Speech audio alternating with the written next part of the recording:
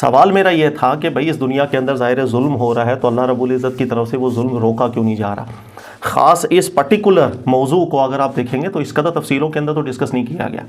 ہمارے یہاں عام طور پہ اس کا جواب اسی انداز میں دیا جاتا ہے دنیا دارالامتحان ہے. ظاہر ہے اللہ تعالیٰ نے قرار دیا، لیکن اس کے مزید بہت سے اور بھی جوابات تھے جس کی طرف آپ لوگوں میں سے بہتوں کا دھیان گیا ہے. تھوڑی سی ترتیب ہے وہ میں سمجھا دیتا ہوں آج انشاءاللہ تعالیٰ. اس ترتیب کے ساتھ کبھی آپ کسی کو سمجھائیں گے زیادہ اچھا لگے گا. لیکن آپ لوگوں ان آیتوں تک پہنچے بھی ہیں، مجھے بڑی خوشی ہوئی. اور ماشاءاللہ میں آپ سب کے نام لوں گا، لمبا ٹائم ہو جائے گا. جس نے کام کیا بہت بخوب کام کیا. نمبر 2، پھر میں نے آپ لوگوں کو کہا تھا حضرت موسیٰ علیہ السلام حضرت خضر علیہ السلام والا جو واقعہ ہے اس کو بھی آپ نے ذرا ریلیٹ کرنا ہے. ایک تو اس کا مسانی جوڑ بنانا ہے، کیونکہ عام طور پر تو ہمیں سمجھ میں ہی نہیں آتا یہ واقعہ ہے کیا، یہ کون سے مناظر دکھائے گئے ہیں. بھائی جب ہمیں تو جب پتہ ہی نہیں ہوگا مستقبل کا تو اس واقعے سے ہمیں درس کیا حاصل ہوا؟ موسیٰ علیہ السلام کی جب ملاقات ہوئی تھی تو خاص طور پر موسیٰ علیہ السلام نے وہاں فرمایا تھا کہ ہم آپ کی صحبت اس لیے رکھنا چاہ رہے ہیں کہ ہم آپ سے کچھ سیکھ کے جائیں. تو آگے 3 واقعات ذکر ہو رہے ہیں، جس 3 واقعات کے اندر ایک مستقبل کی پلاننگ کے تحت ایک کام ہوا. بھائی آگے اس کو نقصان ہونا تھا، ابھی کشتی بچا لی گئی. آگے خزانہ چوری ہونا تھا، ابھی دیوار قائم کر دی گئی. لڑکا جو تھا وہ فسادی تھا اور اس کو ختم کیا گیا، اس فساد کو ختم کیا گیا. لیکن یہ واقعہ اگر ہم بھی دیکھیں تو ہم کیسے اس واقعے کو آگے جا کے عملی جامہ پہنا سکتے ہیں؟ کیونکہ مجھے تو مستقبل کا پتہ ہی نہیں.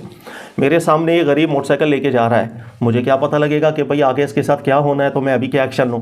تو جس انداز میں اس واقعے کو حل کیا جاتا ہے ہمیں نہیں سمجھ میں آتا. اسے بھی بڑا اچھا جوڑ ملانے کی آپ لوگوں نے کوشش کی ہے. اللہ رب العزت بہت آپ لوگوں کو برکت دے، بڑی خوشی ہوئی ہے مجھے، جزاک اللہ. اب ہم ابتدا کرتے ہیں. دیکھیے گا کہ جو آیتیں آپ لوگوں نے ڈھونڈی ہیں اچھے طریقے سے سمجھایا ہے ویسا ہی ہے، اس کے اندر کوئی کمی زیادتی نہیں، صرف ایک ترتیب ہے جس کو ملحوظ رکھنا. میں مختصراً سمجھاتا ہوں پھر تاکہ ہم آگے اپنے موضوعات کی طرف جائیں. اور وہ یہ کہ ہمیشہ اپنے ذہن کے اندر 2-3 مقدمات رکھے گا جس کو قرآن پاک نے اچھے انداز میں سمجھایا ہے. مقدمہ نمبر 1 قرآن پاک نے کیا سمجھایا ہے کہ ایک ہوتا ہے عدل. اگر ہم عدل کو بولے مطلق کامل، جسے ہم کہتے ہیں 100% عدل، انسان کی استطاعت ہی نہیں ہے کہ وہ 100% عدل کبھی کر پائے. یہ پہلا مقدمہ ہمیشہ ذہن میں رکھیں، انسان کی استطاعت میں ہے ہی نہیں.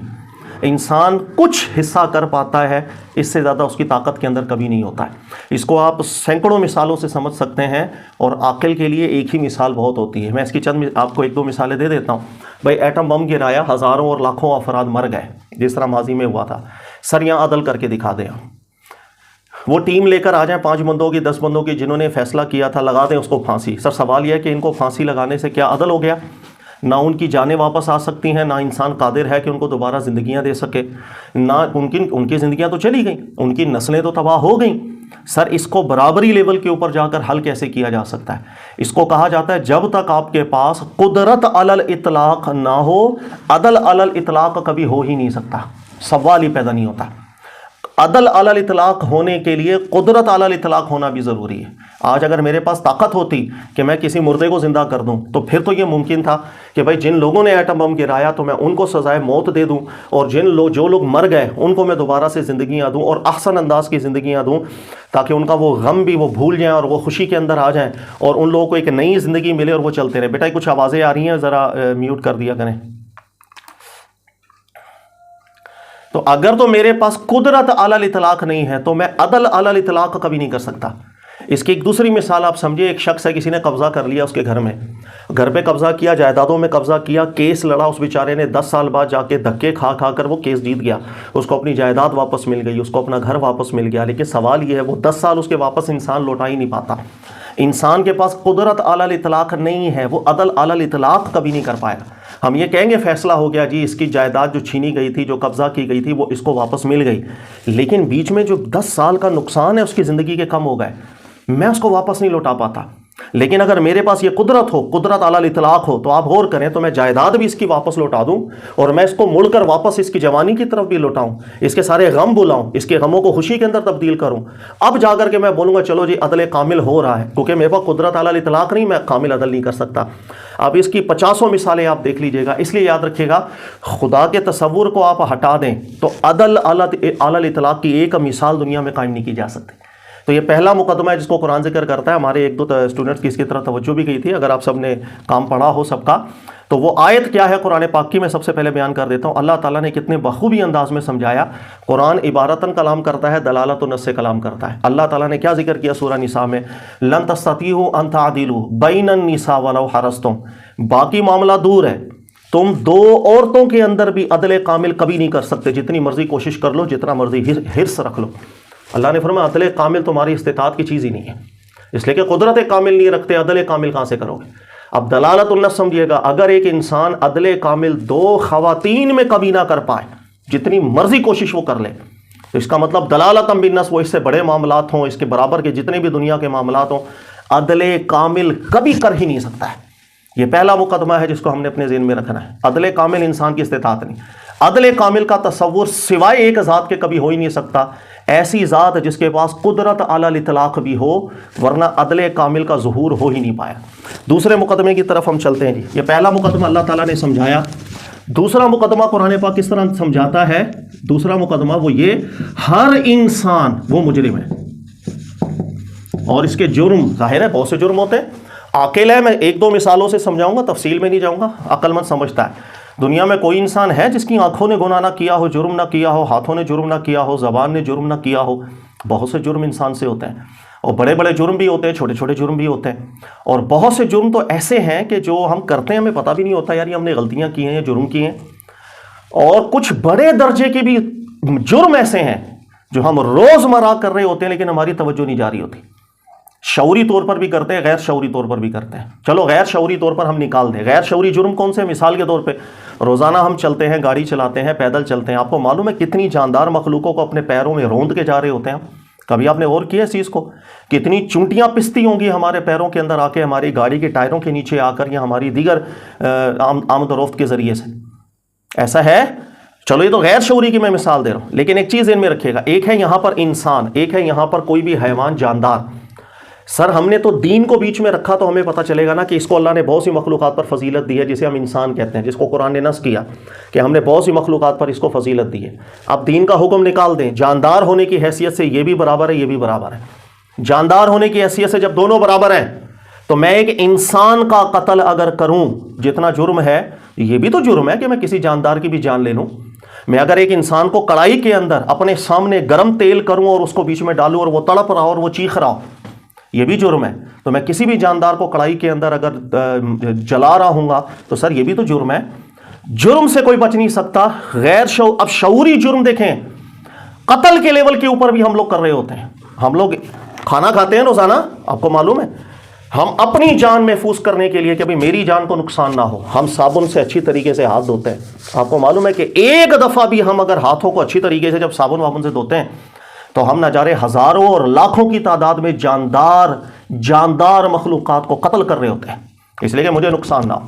اگر انہی کے ساتھ میں نے کھانا کھایا تو میری طبیعت خراب ہو سکتی ہے, تو میں نے اپنی طبیعت کو ٹھیک رکھنے کے لیے بہت سے جانداروں کا میں مارتا ہوں, میں قتل بھی کرتا ہوں. ایک دفعہ میں پانی بوائل کروں, ایک دفعہ میں دودھ کو بوائل کروں, ذرا آپ سرچ کر کے دیکھ لیجئے گا میں کتنے جانداروں کو گرم پانی کے اندر, گرم چیزوں کے اندر ابال رہا ہوتا ہوں, ان کو مار رہا ہوتا ہوں. ہم ایک دفعہ جو کھانا پکاتے ہیں, آپ کو معلوم ہے ہم کتنے لاکھوں کی تعداد کے اندر جاندار مخلوقات کو مار رہے ہوتے ہیں. سر ایسے ہی ہے. اس کی اور مثال دیں, او بھائی مچھر آ گیا, بہت زیادہ ڈینگی پھیلنے لگ گیا, تو سر ہم اپنے گھروں کے اندر سپرے کرتے ہیں. آپ کو معلوم ہے کہ کتنے جانداروں کو ہم قتل کر رہے ہیں. ایسے محسوس نہیں ہوتا نا, کیونکہ ہم تو زندگی گزار رہے ہیں, بس میری طبیعت کو کچھ نہ ہو. یہ ایسا ہی ہے کوئی آپ کے بچے کے سامنے ایسا سپرے کرے, وہ تڑپ کے سانس گھٹ کے آپ کے سامنے مر رہا. جاندار ہے نا, یہ بھی تو جاندار ہیں, لیکن ہم روزانہ ہزاروں اپنے گھر میں مچھر مار رہے ہوتے ہیں. پورے علاقے میں سپرے ہوتا ہے, وہ لاکھوں کی تعداد کے اندر جاندار مر رہے ہیں اس لیے کہ ہماری صحت ٹھیک رہے, لیکن ہم جان بوجھ کے بھی جانداروں کا قتل بھی کر رہے ہیں. اس کی مثالیں آپ بناتے چلے جائیں بیٹا. آپ کے ہر انسان کے ہاتھ میں قتل جیسا جرم بھی ہے, شعوری بھی ہے, غیر شعوری بھی ہے. جاندار ہونے کی حیثیت میں دونوں برابر ہیں. یہ قرآن کی نص ہے جس نے کہا انسان کو ہم نے فضیلت دی ہے. ظاہر ہے اس کو وہ چیز دی ہے عقل و شعور کی جو کسی اور مخلوق کے پاس نہیں. ابھی فی الحال چونکہ ہم وہ اس حساب سے بات نہیں کر رہے, جاندار ہونے کی حیثیت سے برابری رکھیں. آپ بتائیں دنیا میں کوئی ایک انسان بھی آپ کی نظر میں اب رہا کہ جس کے ہاتھ میں قتل جیسے جرم بھی نہ ہو؟ ایک بھی انسان نہیں رہتا. مقدمہ نمبر 2 ہمیشہ اپنے ذہن میں رکھیے گا کہ کوئی دنیا کے اندر انسان ایسا نہیں ہے جس کے ہاتھ جرموں سے خالی ہوں. جس نے کبھی کھانا بھی کھایا ہو اس کے اندر بھی جرم نہ ہوا. اپنے آپ کو بچانے کے لیے ہزاروں مخلوقات کو ہم قربان کر رہے ہوتے ہیں، ہزاروں جانداروں کی جانیں لے رہے ہوتے ہیں. ہمارے پاس جو سبزی کچی بھی آتی ہے ہزاروں قتلوں کے بعد آتی ہے. جو کچی سبزی بھی ہمارے پاس آتی ہے وہ کیسے؟ آپ جا کے کبھی فصل دیکھیں، کھیت دیکھیں، وہاں پر جتنے ہزاروں قسم کے اسپرے ہو رہے ہوتے ہیں وہ کس کو مارتے ہیں اسپرے؟ سر وہ جاندار مخلوقات کو ہی قتل کر رہے ہوتے ہیں. وہ مخلوقات ان کے پاس تو شعور بھی نہیں ہے. تو ہم لوگ کو بھی دیکھیں، انسان ہونے کے ناطے غور کریں، ایک بندہ مجھے مارے اور ایک بندہ یہاں بلی ہے اس کو دم سے پکڑ کے دیواروں پہ مار رہا ہو، تو آپ کے ذہن میں زیادہ ترس وہاں آئے گا، بولے گا چلو یار انسان تو ہے، وہ ریٹیلیٹ کرے گا، وہ آپ کو روک سکتا ہے، یہ بے زبان کے اوپر ایسا ظلم کیوں کر؟ انسان کو زیادہ ترس آتا ہے. ہمارے پاس کوئی چیز کھانے کی آ جائے گی وہ بھی قتل سے بغیر نہیں آ سکتی. یہ شعوری جانے لیتے ہیں ہم، مجبوری ہے، اس لیے کہ نظام اس انداز کا ہے کہ اس کے بغیر ہم سروائیو بھی نہیں کر پاتے، لیکن ہم کرتے ہیں. تو کوئی انسان بھی، آنکھیں ہیں، کون ہے جس کی آنکھوں نے کبھی گناہ نہ کیا ہو، بری نظروں سے نہ دیکھا ہو کسی کو؟ کس کی زبان ہے کہ جس کی زبان نے کبھی کسی کو ضرر نہ دیا ہو؟ سر ہر انسان سر سے لے کے پاؤں تک مجرم ہے. اب دوسرا مقدمہ قرآن نے کیا کہا؟ پہلا مقدمہ کہ انسان کبھی عدل کامل کرنی اس کی استطاعت ہی نہیں ہے، عدل کامل قدرت کاملہ کے ساتھ آتی ہے. دوسرا مقدمہ ہر انسان مجرم ہے سر، اور بڑے بڑے درجے کا مجرم ہے.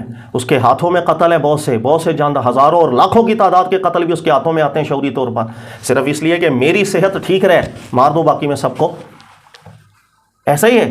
تو سر ہر انسان جب سر سے لے کے پاؤں تک ایک جرم کا شکار ضرور ہے. اب ہم اگر اللہ سے مطالبہ کریں اس دنیا کے اندر، سر اللہ حساب لے سب کا، اور اللہ حساب اگر لے وہ قدرت کاملہ رکھتا ہے، اور قدرت کاملہ پھر عدل کامل کا تقاضا کرے گا. اور اگر عدل کامل اس دنیا کے اندر ہو جائے تو سر از ایکول ٹو، اس دنیا کے اندر زندگی ممکن نہیں. اس دنیا کے اندر دنیا چل ہی نہیں سکتی، یہ دنیا بالکل نہیں چل سکتی. ایک بھی شخص یہاں پر زندہ بچے گا ہی نہیں. اس کو قرآن نے کس طرح ذکر کیا؟ سورہ فاطر کے اندر یہ آیتیں بھی آپ لوگوں نے ماشاءاللہ لکھی ہیں. اللہ نے بیان کیا، لو یؤاخذ اللہ الناس بما کسبوا، اگر اللہ اسی دنیا میں پکڑے تم لوگوں کو، بما کسبوا جو حرکتیں ہم لوگ کر رہے ہیں، ہماری آنکھیں، ہماری زبان، ہمارا دل، ہماری سوچیں، ہمارے ہاتھ، ہمارے پاؤں، ہر انسان جرم کا شکار ہوتا ہے. جو حرکتیں تم کرتے ہو اگر اللہ اس دنیا میں پکڑ لے تم کو، ما ترک علی ظہرہا من دابہ، تو اس دنیا کی زندگی ممکن نہیں ہے.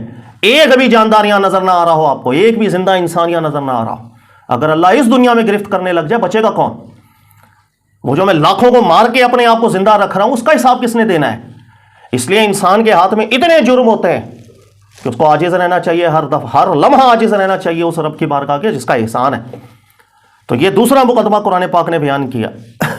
اس کی میں مثالیں اور بہت سی دے سکتا ہوں، صرف موٹی عاقلین کے لیے میں نے آپ سے ذکر کیا، بہت ہے. تیسرا مقدمہ قرآن پاک کیسے سمجھاتا ہے بیٹا؟ تیسرا مقدمہ قرآن سمجھاتا ہے. قرآن پاک کہتا ہے کہ چلو اگر اللہ رب العزت یہاں عدل کرے تو سوال یہ ہے کہ وہ قدرت کامل رکھتا ہے، عدل بھی کامل ہوگا. جب عدل کامل ہوگا تو عدل کس بنیاد پر ہوگا؟ علم الغیب کی بنیاد پر ہو یا علم الشہادت کی بنیاد پر؟ سوال پیدا ہوا نا. علم الغیب اور علم الشہادت کیا ہوتا ہے پہلے سمجھیں. علم الغیب اللہ رب العزت کی ذات وہ معلوم ہے، ظاہر ہے وہ رب ہے، اس کو معلوم ہے کہ اس نے کیا. ہمیں بھی معلوم ہوتا ہے، ہم جو بھی چیز بناتے ہیں اس کے بارے میں فیوچر ہمیں پتا ہوتا ہے. بھائی میں نے ایک موبائل بنایا تو مجھے تو معلوم ہے کہ موبائل کیا کیا فنکشن کر سکتا ہے، کیا فنکشن نہیں کر سکتا، مستقبل کے اندر بھی مجھے معلوم، کیونکہ میں نے ہی ٹیکنالوجی بنائی ہے. تو جو بندہ ٹیکنالوجی بنانے والا ہوتا ہے اس کو بہت کچھ پتا ہے. میں نے ایک گاڑی بنائی ہے، وہ ہونڈا کی ہو، ٹویوٹا کی ہو، تو اس کے اندر کیا کیا فنکشن ہوں گے، کیا کیا فنکشنز نہیں ہو سکتے، مجھے سب پتا ہوگا. اللہ رب العزت نے اپنی مخلوقات بنائی ہے، وہ غافل نہیں ہو سکتا. اللہ نے انسان کو پیدا کیا، جو بھی فنکشنز اس کے اندر فٹ کیے اللہ پاک نے، تو اس کے عمل کس طرح ہوں گے، اس کا اظہار کس طرح ہوگا، اس کے علم میں ہونا چاہیے. خالق کو مخلوق کے بارے میں علم ہوتا ہے. ٹھیک ہو گیا. اب اللہ کو معلوم ہے. علم الغیب کہتے ہیں مستقبل کے اندر ایک فتنہ ہونا ہے.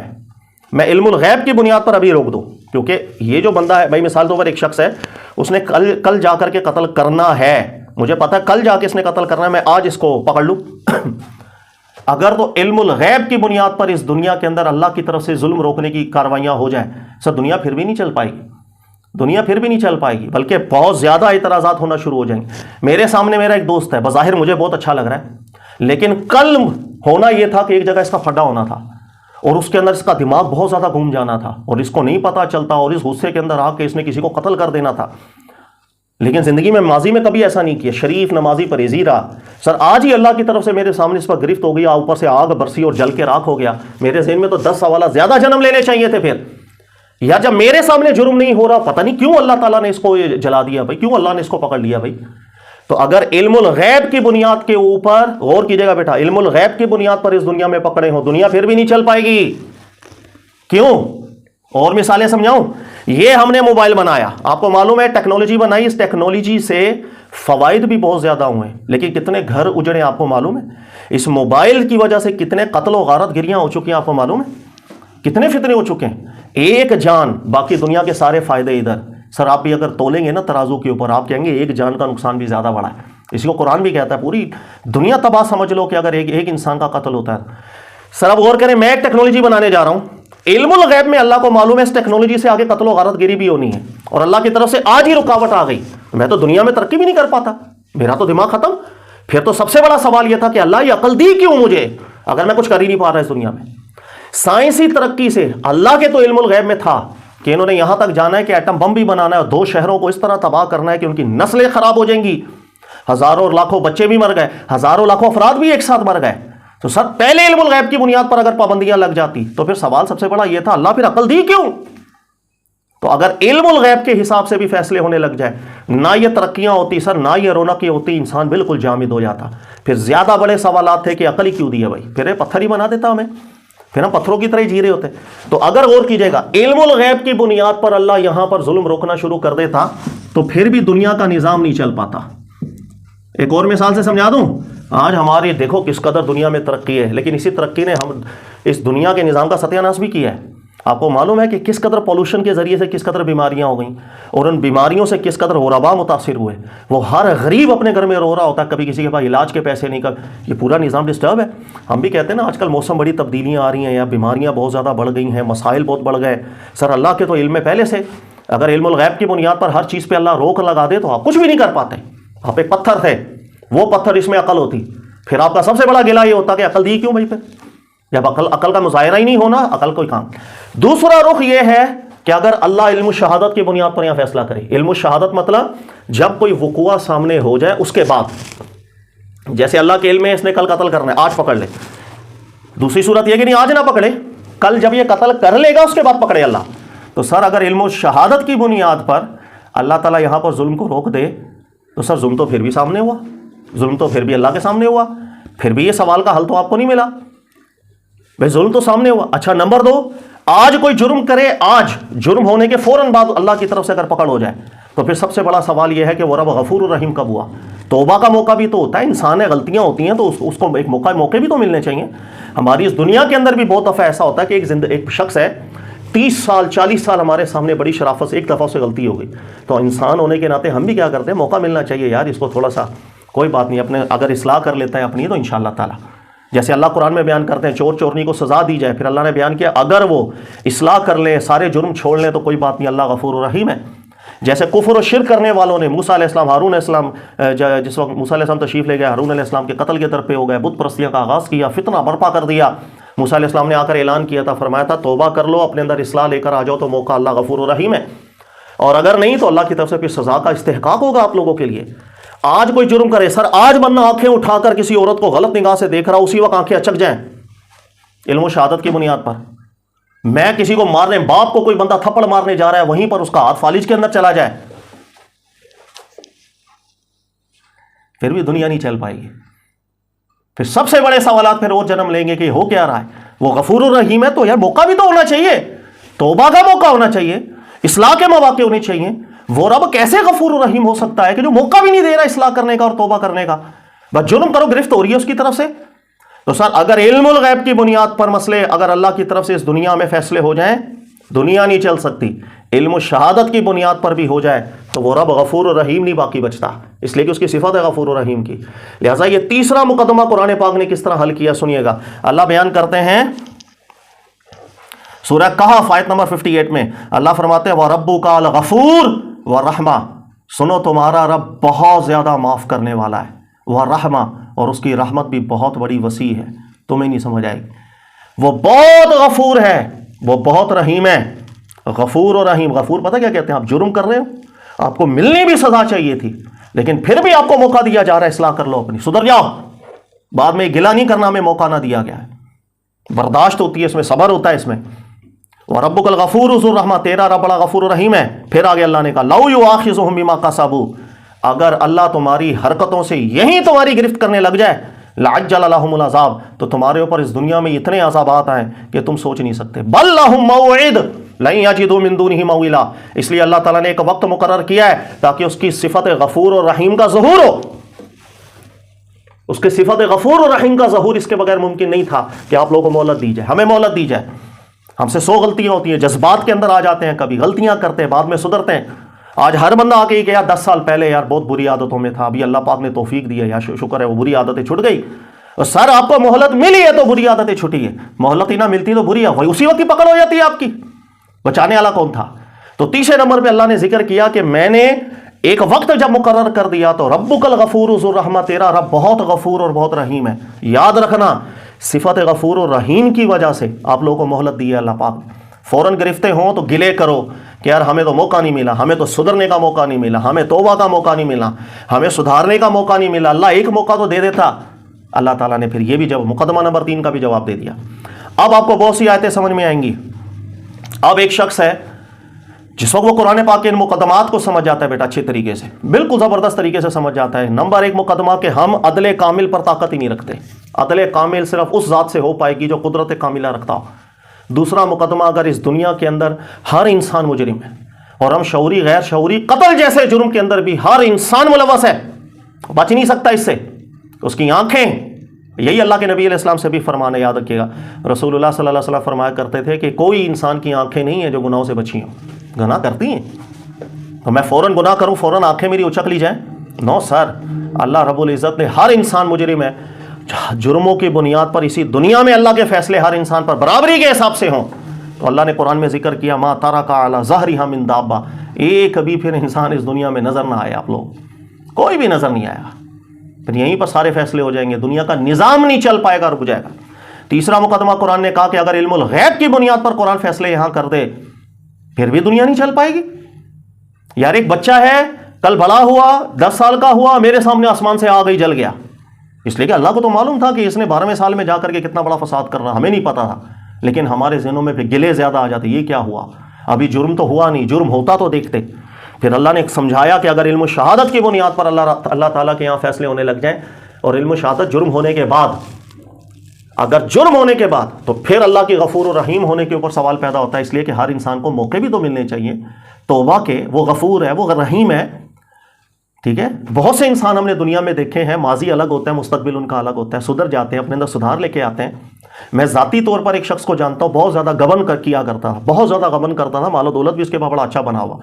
سر اللہ نے اس کو جس وقت توبہ کی توفیق دی، الحمدللہ اچھے دوست ملے. سر اس نے ایک شخص کو جا کر کے پیسہ لٹایا، اس پیسے لٹانے کے اندر اس کی جائیدادیں بکیں، گھر بکے. سر وہ خود آج جس حالت کے اندر ہے، کبھی آپ چلیں میں آپ کی مولا، میں نے اپنی جانتا ہوں میں اس شخص کو، اس کو موقع ملا تو وہ توبہ کی طرف آیا، سدھار کی طرف، جس کو دیکھ دیکھ کے 10 لوگ نصیحتیں حاصل کر سکتے ہیں. لیکن فوراً گرفت ہو جاتی تو سر سب بند، نظام نہیں چل پاتا. یہ ترقیاں سائنسی رک گئیں، اس لیے کہ ہر سائنسی ترقی کا آگے بہت سے فسادات بھی کرتا ہے. انسان کچھ نہیں کر پاتا سر، بند ہو گیا دروازے، سب دروازے بند. اس لیے اللہ تعالیٰ نے ذکر کیا وَرَبُّكَ الْغَفُورُ ذُو الرَّحْمَةِ، تیرا رب بہت غفور اور بہت رحیم ہے. یہ صفت غفور اور رحیمی ہے.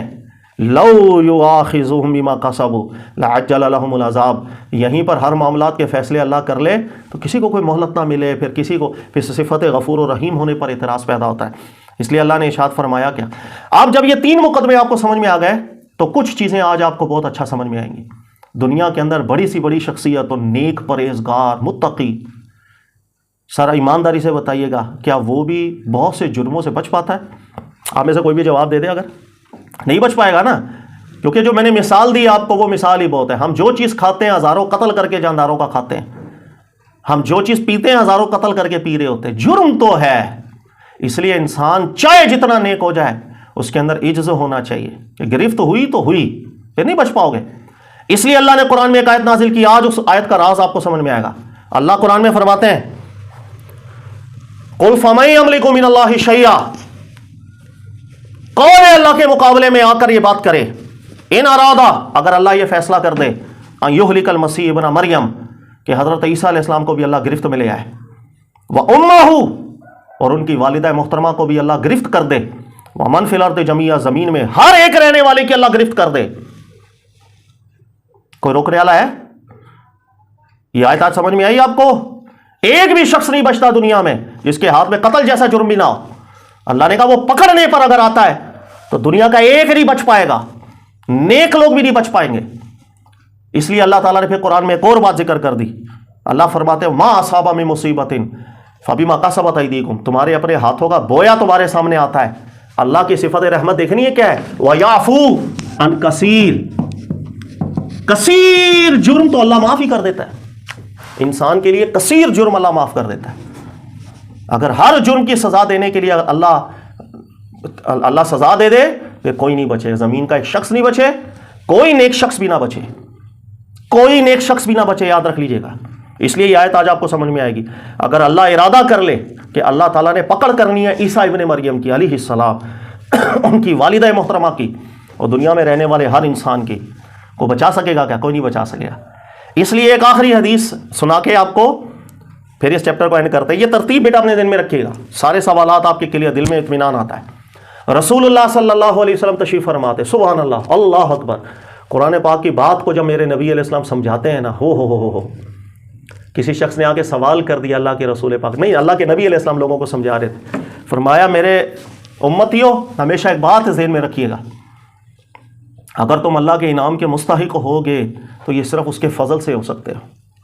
کوئی بھی شخص اپنے عمل کی بنیاد پر بولے کہ میں حقدار ہو گیا تو صرف عمل کی بنیاد پر نہیں ہو پائے گا، اللہ کے فضل کی بنیاد پر. تو صحابہ کرام علیہم رضوان نے سوال کر دیا، اے اللہ کے رسول پاک علیہ السلام، یہ حکم کیا آپ کے لیے بھی ہے؟ میرے نبی علیہ السلام نے فرمایا اللہ کی قسم یہ حکم میرے لیے بھی ہے. اس لیے کہ انسان جتنا بھی نیک ہو جائے اس کے ہاتھ جرموں سے رنگین ہو ہی جاتے ہیں، ان جرموں کی جن کی میں نے بات کی. لہٰذا ہر وہ انسان جو اپنے آپ کو عاجز سمجھتا ہے کہ اس کے بہت جرم ہے سر، وہ ہر حال میں اللہ کی بارگاہ میں اگر اس کی رحمت، اس کا فضل نہ ہوا، گرفت میں آ جائے گا. لہٰذا اس فضل پر یقین رکھنے والا کامیاب تو ہو جائے گا. اللہ نے پھر قرآن میں کہا لیس علی الذین آمنوا، جو ایمان لے کر آ گیا، دل میں اس کیفیت کو رکھتا ہے کہ میرے جرم بہت ہیں، اس کی رحمت تھی میں اس دنیا میں بھی سروائیو کر گیا. وہ پکڑ لیتا تو میں قدم نہیں چل پاتا، ایک ٹائم کا کھانا نہیں کھا پاتا، میرا ہاتھ سلامت نہیں رہتا جس سے میں روزانہ کتنے ظلم کرتا ہوں. اللہ نے بیان کیا اگر تمہارے دل میں ایمان ہے، عمل صالح ہے، اذا تعیموا، تم جو کھا پی بھی لو نا، اللہ تعالیٰ معاف کر دے گا. اذا متقوا، ہاں دل کے اندر عاجزی رکھنا. کھانے کی بات کی نا اللہ نے.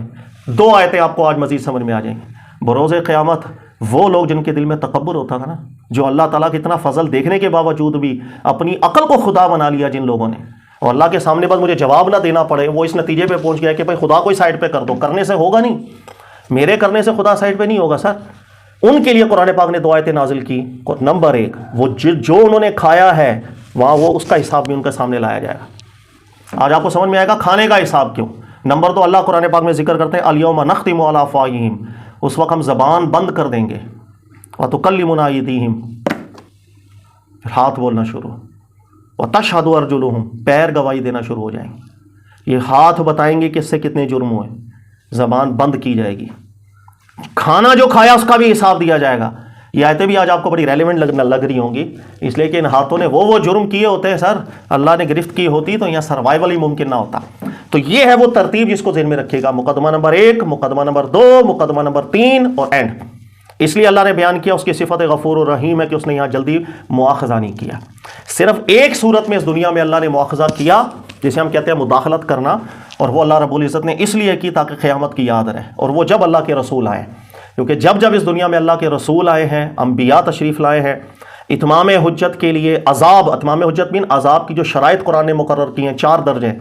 حق واضح کیا جائے کسی کے اوپر لیکن وہ نہ مانے، تکبر میں آئے، فساد پر تلائے، فساد پر تلنے کے بعد اس پر چھوٹے عذابات سے پہلے اس دنیا میں گرفت کی جاتی ہے، پھر بھی وہ ہر درمی کے اوپر آ جائے اور اپنے اندر اتنی ضد پیدا کر دے کہ اب مر جائے گا کبھی ایمان نہیں لائے گا، چاہے آسمان سے فرشتے آ جائیں. جب یہ 4 درجے پورے ہوتے ہیں تو اس دنیا کے اندر ان پر عذاب طاری کیا اللہ تعالیٰ نے. یہ ثابت کرنے کے لیے، مذاق نہیں سمجھا میری بات کو، آخرت بھی ہے ایک. تو اس دنیا کے اندر مواخذہ اتنی کڑی شرائط کے بعد بھی اللہ نے کیا. یہی وجہ ہے کہ انسان میں عدل کامل نہیں ہے، انسان عدل کامل نہیں کر سکتا. اللہ تعالیٰ نے پورے قرآن میں سب سے زیادہ زور اس چیز کا دیا کہ اگر اللہ پر ایمان رکھتے ہو تم، دنیا میں فساد کے خلاف تیار ہو جاؤ. فساد کے خلاف آپ نے فائٹ کرنی ہے، فساد نہیں ہونے دینا. اور فساد کی علت اتنی اللہ رب العزت کی بارگاہ میں پیچھے 50 موضوعات حل کر چکے ہیں کہ کافر بھی فسادی نہ ہو تو اللہ جینے کا حق دیتے ہیں. کسی رسول کی موجودگی میں ایک بھی کافر فسادی، غیر فسادی کو نہیں مارا گیا. رسول اللہ صلی اللہ علیہ وسلم کو حکم دیا گا وَإِنْ أَحَدٌ مِّنَ الْمُشْرِكِينَ اسْتَجَارَكَ فَأَجِرْهُ کہ کوئی بھی مشرک امن کے اندر آئے گا اس کو چھوڑ دیا جائے. لا ينهاكم الله عن الذين لم يقاتلوكم في الدين، قرآن کہتا ہے کہ ہر وہ کافر بھی جو پرامن ہے، فساد نہیں کرتا.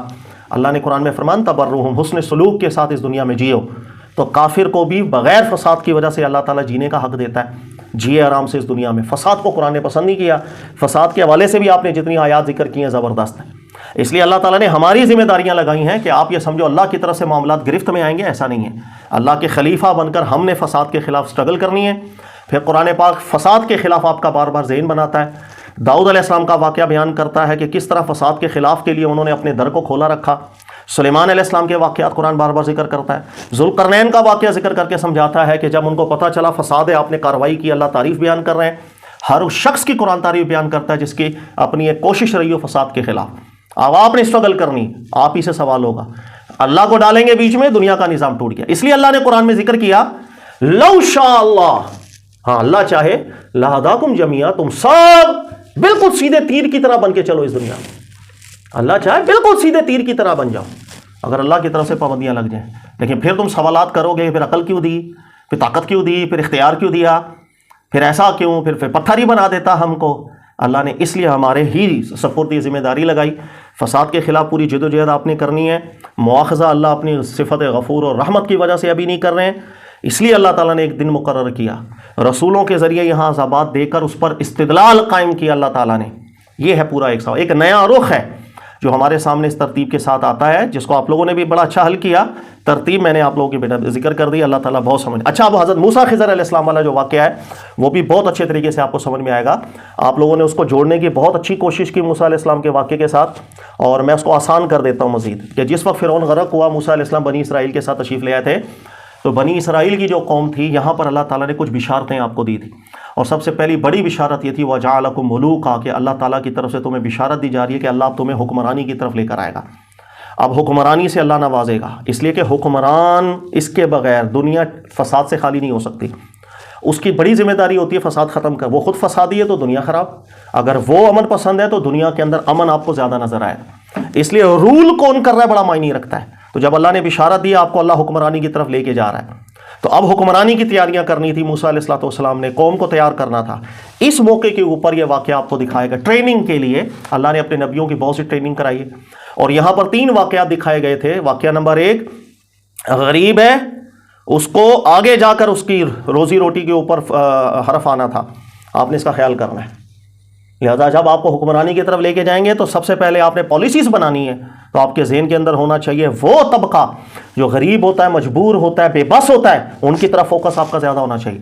ان کے روزگار کی طرف آپ کا فوکس زیادہ ہونا چاہیے. اس لیے کہ اگر غربا کو روزگار نہیں ملے گا، معاشرے میں چوری چکاری بڑھتی چلی جائے گی. بڑھتی آپ نہیں روک پائیں گے کیونکہ پیٹ تو ہے، کھانا تو ہے، گھر میں ماں بیمار ہے، دوائیاں لینی تو ہیں. تو آپ کی چوریاں بڑھیں گی، ڈکیتیاں بڑھیں گی، مہنگائی. آپ نے روزگار کی طرف توجہ کرنی ہے. یہ مواقع اگر نہیں ہوں گے، حکمرانی کا کوئی فائدہ نہیں، دنیا سے فساد ختم نہیں ہو سکے گا. پھر اللہ تعالیٰ نے دوسرا واقعہ آپ کو دکھایا، اور وہ یہ کہ مستقبل سیو کیا آپ نے چند بچوں کا. اس سے آپ کو بتایا اللہ جب آپ کو حکمرانی کی طرف لے کے جا رہا ہے تو آپ کی پلاننگ صرف حال کی نہیں ہونی چاہیے، مستقبل سے لڑنے کی بھی تیاریاں ہونی چاہیے.